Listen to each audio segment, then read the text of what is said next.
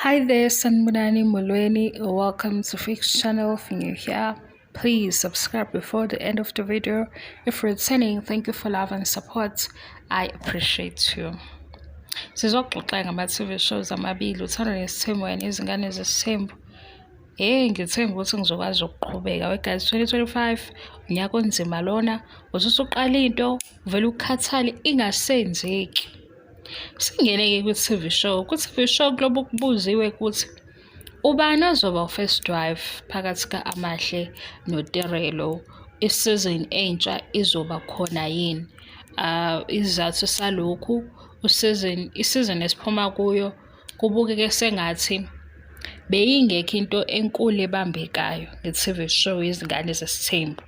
Sibonile ukuthi kufika u-Amahle, the new cast member, ngingaze ngithi wife because ngenzela ukuthi sixoxe nje sizofika la esonkosikazi khona. But uma uyilandela ishow ubuka bekungekho kungakanani okusha okukhona. Okunye mhlawumbe kudalwe ukuthi uSneh uthulile, so kwaba nalokho nje ukuthi owumpumelelo uyalobola, yabo, ayibanga khona enye into. Ayibanga nje khona enye into, even ngamanye ama-siblings bekungazwakali lutho ukuthi kwenzakalani ngabo. So kunakho ukuthi isizini entsha izoba khona, mayiba khona bazobuya bathini, iwuphi umehluko abazowenza manje. Abanye-ke babuza ukuthi u-first wife ubani kahle kahle, because kunale information elobe ivela ukuthi no, lento eniyibuka ku-TV akuyona.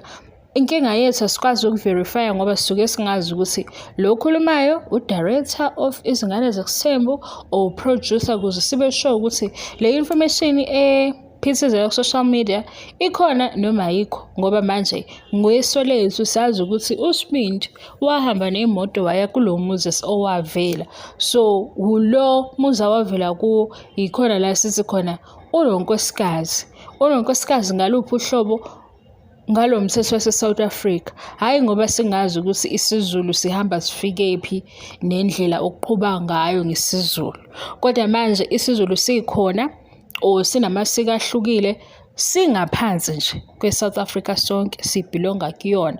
Kunemithetho ebekiwe, ezinye izinto okufanele ukuthi maseyikhulunywa noma ngabe awukholelwa kuzona kodwa uyilalele ngoba nawe ziyakuthinta, kakhulukazi ey'phathelene nomthetho, ngoba umthetho unendlela nawo ovuna ezinye izinto. Nakuba-ke abantu bebuye bethi umthetho uphikisana namasiko ethu, enye ingxoxo yangolunye usuku.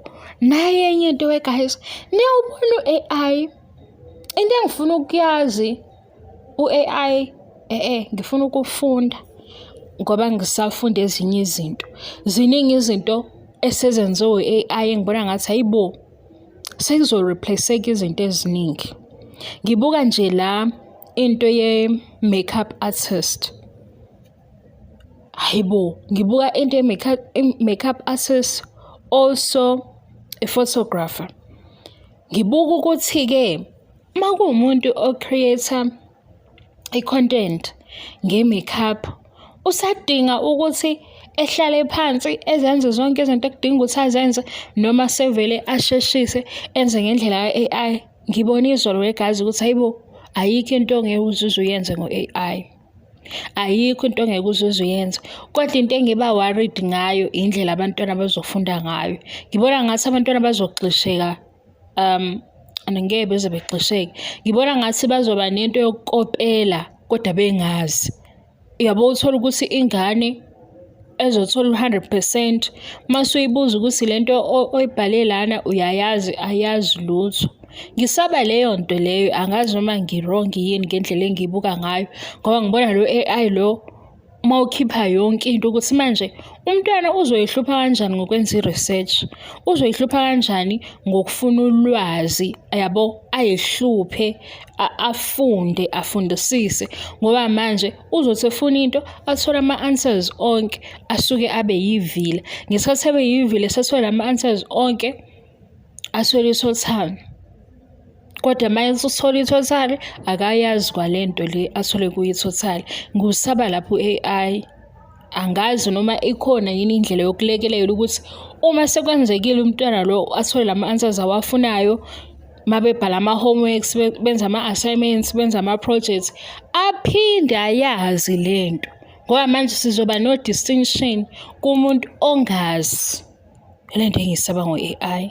Izoloko bengiganga ngisebenzisa u-AI, ngibuka ukuthi hayibo, izinto sekushesha kanje. Nobugebengu-ke ngoba manje asishiye ubugebengu sivale la. Izingane zesithembu nithini, babuye noma bengabuyi ku-season 4.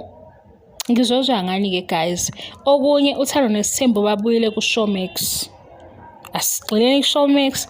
Manje sathanda sixoxa ngale TV show ngoba ngisazoxoxa ngayo. Isikhathi esidlala ngami. Isikhathi-ke siyabaleka, into engiyibambile mina ku-2025, makuthi phumula ungaziphoqi. Okunye-ke guys, ngiyabonga i-support, ngibonga kakhulu. Kulo nyaka angenzanga kahle ku-YouTube, isikhathi besingavumi, kodwa nje ngiyabona ukuthi hayibo, abantu bayabuya belunguza. Kwesinye isikhathi nami bengizizwa ngingekho right for ukukhuluma, ngenza ama-video, ngibona ukuthi ukungabi right kwami kuzongenza ngikhuluma into engazwakali. Ngiyabonga kakhulu. Bye.